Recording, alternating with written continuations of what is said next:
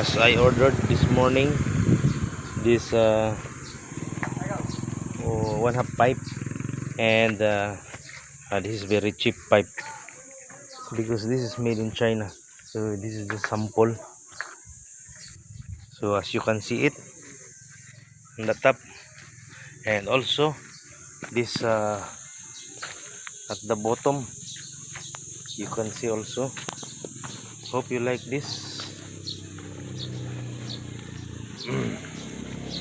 So this is our side fencing.